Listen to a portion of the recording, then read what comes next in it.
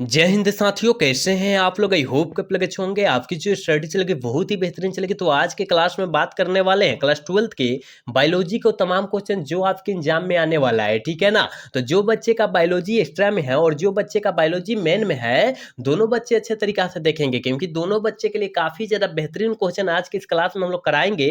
तो आप लोग केवल देख लीजिएगा ना, तो सारे क्वेश्चन याद हो जाएगा और काफी अच्छे तरीका से देखने का कोशिश कीजिएगा सारे क्वेश्चन को, ठीक है ना। और जितना साइड से क्वेश्चन हम लोग बतलाएंगे उसको प्रयास कीजिएगा याद रखने के लिए, ठीक है। तो चलिए बिना टाइम का क्वेश्चन की तरफ बढ़ते हैं। इससे पहले क्लास को लाइक नहीं किए तो क्लास को लाइक कर लीजिएगा और चैनल को भी साथ में सब्सक्राइब कर लीजिएगा और एक एक क्वेश्चन को जो है अच्छे तरीका से समझने का कोशिश कीजिएगा। कहा जा रहा है कि निम्नलिखित में से कौन उभयलिंगी पादप नहीं है। निम्नलिखित में से कौन जो है उभयलिंगी पादप नहीं है, जल्दी बतला दीजिए। मतलब एकलिंगी पादप है ना, कहने का मतलब है। तो सरसों जो होता है द्विलिंगी या उभयलिंगी होता है, मक्का जो होता है उभयलिंगी और द्विलिंगी होता है, गरउल जो होता है गुड़हल जो होता है ना उभयलिंगी या द्विलिंगी होता है, लेकिन पपीता जो होता है एकलिंगी होता है, याद रखिएगा। इसलिए ऑप्शन ए वाला सही हो जाएगा, करेक्ट ऑप्शन ए हो जाएगा, वन का ऑप्शन ए हो जाएगा, याद रखिएगा, ठीक है। हम लोग अच्छे तरीके से समझाने का कोशिश करेंगे, याद रखिएगा। एक और यहाँ क्वेश्चन बनता है कि केंचुआ जो है उभयलिंगी है कि एकलिंगी है, ठीक है ना। उभयलिंगी है कि एकलिंगी है कि द्विलिंगी है, कहिएगा सर द्विलिंगी भी होता है उभयलिंगी भी होता है, ठीक है ना, लेकिन एकलिंगी केंचुआ नहीं होता है, इतना याद रखिएगा, ठीक है। चलिए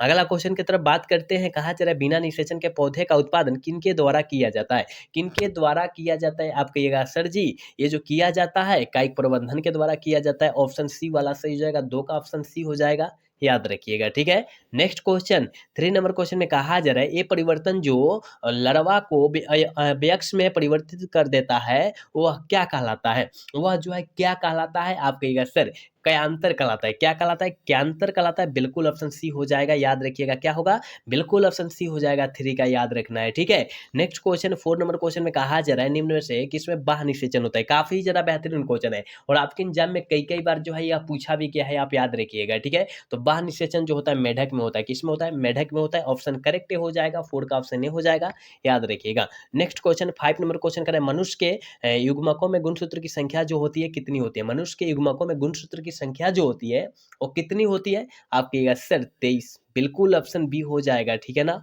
ऑप्शन बी हो जाएगा, याद रखिएगा। चलिए नेक्स्ट क्वेश्चन 6 नंबर क्वेश्चन में कहा जा रहा है मुकुलन द्वारा इनमें से जनन जो होता है किसमें होता है। जनन कहिए या प्रजनन कहिए, तो मुकुलन द्वारा प्रजनन को जो होता है वो ईस्ट में होता है, किसमें होता है, ईस्ट में होता है, ऑप्शन ए हो जाएगा, याद रखिएगा। 6 का करेक्ट ऑप्शन ए हो जाएगा मेरे दोस्त, याद रखिएगा, ठीक है। चलिए नेक्स्ट क्वेश्चन 7 नंबर क्वेश्चन में कहा जा रहा है इनमें से कौन सा फल कुट फल है। कौन सा फल जो होता है कुट फल का उदाहरण होता है, आप कहिएगा गुरुजी कुट फल का उदाहरण जो होता है सेब होता है, याद रखिएगा, ठीक है ना। कुट फल का उदाहरण कौन होता है, सेब होता है। चलिए नेक्स्ट क्वेश्चन 8 नंबर क्वेश्चन में कहा जा रहा है कि भ्रूण कोष की सेंट्रल कोशिका होती है, जल्दी बताइए कैसा होता है। भ्रूण कोष की सेंट्रल कोशिका जो होता है कैसा होता है, तो याद रखिएगा द्वितीयक सेकेंडरी न्यूक्लियस जिसे बोलते हैं, द्वितीय केंद्र को जो है सेकेंडरी न्यूक्लियस बोलते हैं, देख लीजिए यहाँ पर, ठीक है। ऑप्शन बी वाला सही होगा। चलिए नेक्स्ट क्वेश्चन 9 नंबर क्वेश्चन का है कि परागभीति होती है। परागभीति जो होती है एक स्तरीय होती है, द्विस्तरीय होती है, त्रिस्तरीय होती है, कई स्तरीय होती है, जल्दी बताइए 9 का ऑप्शन क्या हो जाएगा। आप कहिएगा गुरुजी द्विस्तरीय होती है, बिल्कुल ऑप्शन बी हो जाएगा, 9 का ऑप्शन बी होगा, याद रखिएगा, ठीक है। चलिए 10 नंबर क्वेश्चन कर रहे कि किसने सिद्ध किया कि कोशिका टोपिनुमा करे के टोपिपोटेंट होती है। किसने सिद्ध किया कि कोशिका जो होती है टोपिपोटेंट होती है, किसने सिद्ध किया था, आप कहिएगा गुरुजी यह जो है स्टीवार्ड ने किया था, बिल्कुल ऑप्शन डी हो जाएगा, ठीक है ना, 10 का ऑप्शन डी हो जाएगा, याद रखिएगा। चलिए यहाँ 11 नंबर क्वेश्चन में कहा जा रहा है गेहूं में परागण किनके द्वारा होता है, जल्दी बताइए। काफी ज्यादा इंपॉर्टेंट क्वेश्चन है, आप इसको याद रखिएगा क्योंकि आपके एग्जाम में कई कई बार पूछा जा चुका है ना। तो याद रखिएगा इसमें जो होता है वायु द्वारा, जिसे हवा के कहते हैं, हवा कहते हैं, वायु को हवा कहते हैं, हवा कहते हैं, एयर कहते हैं, ठीक है ना। तो याद रखिएगा वायु द्वारा जो है परागण होता है, याद रखना है, ठीक है। चलिए अगला क्वेश्चन क्या कह रहा है, 12 नंबर क्वेश्चन में कहा जा रहा है एक प्रारूपी आवृतबीजी भ्रूण कोष जो होता है प्राय कैसा होता है, प्राय जो होता है कैसा होता है, कहिएगा सर 7 कोशिकीय होता है, बिल्कुल ऑप्शन डी हो जाएगा 12 का, ठीक है। चलिए नेक्स्ट क्वेश्चन 30 नंबर क्वेश्चन में कहा जा रहा है निम्नलिखित में से कौन भारी मात्रा में प्रोजेस्टेरॉन प्रोजेस्टेरॉन प्रोजेस्टेरॉन स्रावित करता है। कौन करता है प्रोजेस्टेरॉन स्रावित भारी मात्रा में करता है, आप कहिएगा गुरुजी ये जो करता है ना पिंड करता है, बिल्कुल ऑप्शन डी सी हो जाएगा, याद रखिएगा, क्या होगा, सी हो जाएगा। चलिए नेक्स्ट क्वेश्चन 14 नंबर क्वेश्चन करें कि कोशिकीय अवस्था में भ्रूण क्या कहलाता है। काफी ज्यादा बेहतरीन क्वेश्चन है, इसको याद रखिएगा कि कोशिकीय अवस्था में भ्रूण क्या कहलाएगा, मरुल्ला कहलाता है। क्या कहलाता है, मरुल्ला कहलाता है, ऑप्शन बी वाला सही हो जाएगा, 14 का ऑप्शन बी होगा, याद रखिएगा। 15 नंबर क्वेश्चन का सेंट्रल कोशिकाएं क्या सहायक है, किसका सहायक होता है, सेंट्रल कोशिकाएं जो होता है वो किसका सहायक होता है, जल्दी बतलाइए क्या हो जाएगा। तो याद रखिएगा शुक्राणुओं के परिपक्वन का जो होता है क्या होता है, सहायक होता है। इसमें सहायक होता है, मदद करता है ना, तो याद रखिएगा ऑप्शन सी वाला सही हो जाएगा। ठीक है, चलिए अगला क्वेश्चन करें। जिब्रेलिन है, जिब्रेलिन क्या है, जल्दी बताइए क्या है। और हम लोग 10 क्लास से ही पढ़ते आ रहे हैं, हम लोग 10 क्लास से ही पढ़ते आ रहे हैं कि जिब्रेलिन जो होता है एक प्रकार का हार्मोन होता है, ठीक है ना, इसलिए हार्मोन है। ऑप्शन ए वाला सही होगा, 16 का ऑप्शन ए हो जाएगा, याद रखिएगा।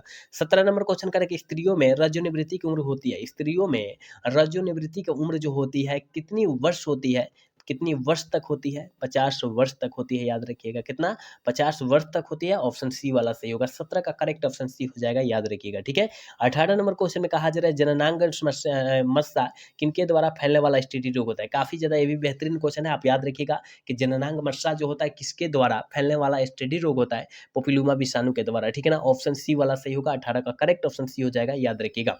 नेक्स्ट नंबर क्वेश्चन करें कि मादा में मुखीय गर्भ निरोधक गोली किसे रोकती है, किसे रोकती है, जल्दी बतलाइए क्या हो जाएगा। अंडोत्सर्ज को रोक देती है ना, ओवरी को रोक लेती है, याद रखिएगा। ऑप्शन ए वाला करेक्ट होगा। चलिए अगला क्वेश्चन, 20 नंबर क्वेश्चन में कहा जा रहा है प्रथम मानव जनसंख्या विस्फोट का कारण क्या हुआ। मतलब प्रथम बार जो हुआ था मानव जनसंख्या विस्फोट का कारण जो हुआ था क्या हुआ था, तो कृषि हुआ था। और मतलब कृषि में काफी ज्यादा कमी आ चुकी थी जिसके कारण यह घोर आपात हुआ था, विस्फोट हुआ था, याद रखिएगा। ठीक है, ऑप्शन ए वाला सही हो जाएगा 20 का। चलिए 21 नंबर क्वेश्चन करें कि मानव जनसंख्या वृद्धि है, मानव जनसंख्या वृद्धि जो है कैसा है ना, कैसा है, जल्दी बतला दीजिए क्या होगा। 21 का ऑप्शन कहिएगा सर कोई इसमें से कोई नहीं है, क्या है इनमें से कोई नहीं है ना, लंगड़ा अंधा स्थिर, मतलब स्थिर है क्या, बिल्कुल नहीं है, तो इनमें से कोई नहीं है, नॉन ऑफ दीज है, याद रखिएगा। ठीक है, चलिए अगला क्वेश्चन की तरफ बात करते हैं। और 22 नंबर क्वेश्चन का, मेंडल ने कितने लक्षणों का अध्ययन किया था। आप सभी को तो पता है कि मेंडल ने अपने प्रयोग में 7 लक्षणों का अध्ययन किया था, कितना, 7 कहाँ है, ऑप्शन सी में है, ऑप्शन सी वाला टिक कीजिएगा, ठीक है ना, ऑप्शन डी ना, ऑप्शन सी टिक कीजिएगा।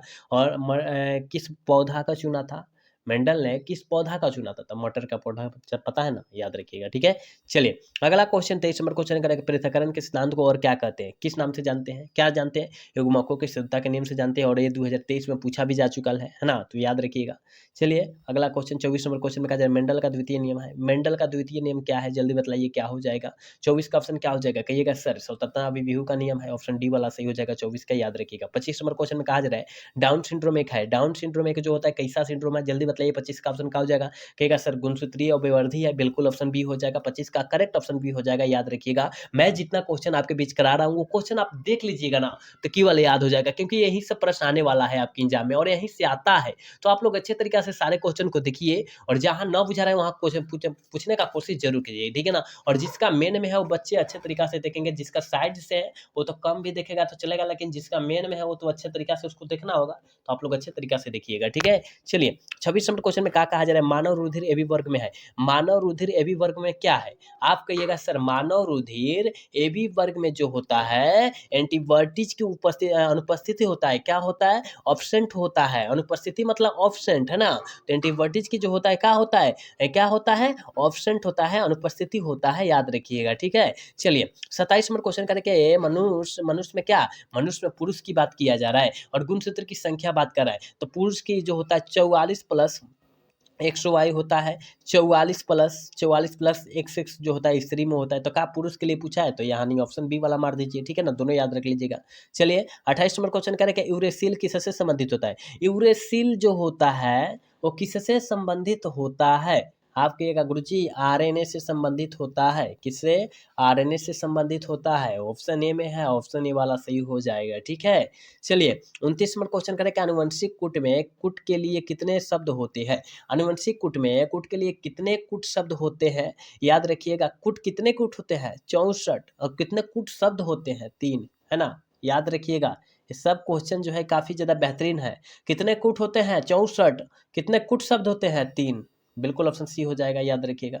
चलिए 30 नंबर क्वेश्चन करें, प्रतिकोडन या एंटीकोडन पाए जाते हैं, प्रतिकोडन या एंटीकोडन जो पाए जाते हैं वो tRNA में पाया जाता है। tRNA में पाया जाता है, याद रखिएगा। ऑप्शन बी में है, ऑप्शन बी वाला सही होगा। ठीक है, चलिए 31 नंबर क्वेश्चन करें कि डीएनए इनमें से किसका आनुवंशिक पदार्थ होता है।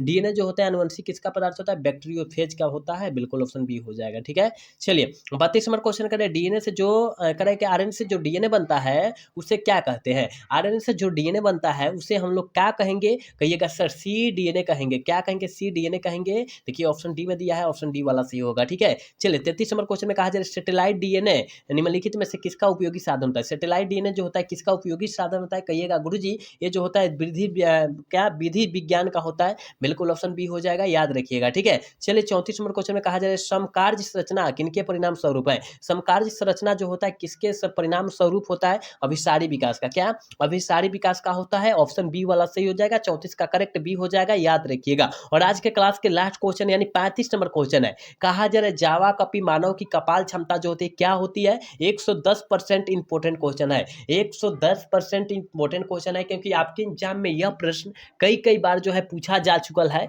तो आप लोग याद रखिएगा, ठीक है ना। मैं जितना क्वेश्चन कराया हूं याद रखिएगा। जल्दी बताइए इसका आंसर क्या हो जाएगा। जावा कपी मानव में कपाल क्षमता जो होती है वो 900 सीसी होती है। कितना, 900 सीसी होती है, याद रखिएगा। ठीक है ना, तो ऑप्शन ए वाला सही हो जाएगा, 35 का ऑप्शन ए हो जाएगा, याद रखिएगा। तो हमने 35 क्वेश्चन आपके पूरे बुक से चुन चुन कर लाए थे, तो आप लोग अच्छे तरीका से देख लीजिए। और जहां नहीं बुझाया वहां कमेंट करने का जरूर प्रयास कीजिएगा। लेकिन जो बच्चा शुरू से अंत तक देखा होगा उसको ऑलरेडी सारे क्वेश्चन समझ में आ चुका होगा, है ना। तो आप लोग को अगर समझ में नहीं आ रहा है तो कमेंट करने का प्रयास जरूर करेंगे, ठीक है ना। तो आज का क्लास जो है कैसा लगा, अगर अच्छा लगा होगा तो चैनल को सब्सक्राइब और वीडियो को लाइक करना भूलिएगा। मिलेंगे अगला सेशन में। जय हिंद, जय भारत, टाटा, बाय बाय।